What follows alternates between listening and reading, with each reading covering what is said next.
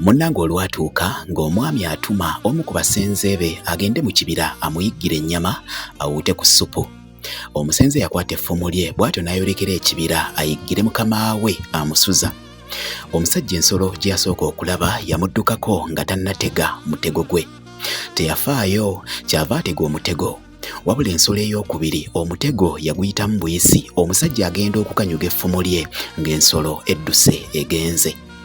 Obudde bwatandika okutambula, omusajja yatandika okukoowa, omugongo gwatandika okumuluma kyokka nga tasobola kudda wa mukama we ngalo nsa. Yalinda n'alinda okutuuka lwe yatta ensolo. Bw'atyo n'agyetikka agitwalire mukama we.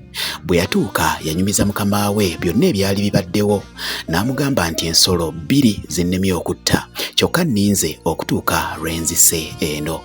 Newankubadde omugongo gubadde gunnuma mbadde sisobola kudda awatali nnyama.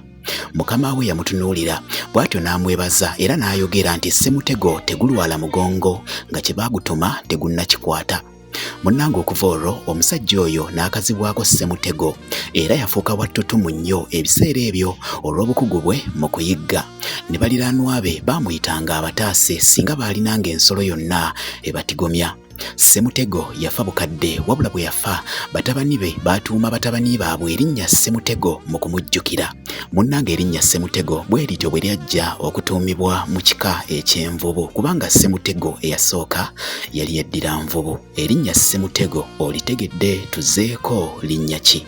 Akatambi kawagiddwa Mwami Bbanda Kabaalu.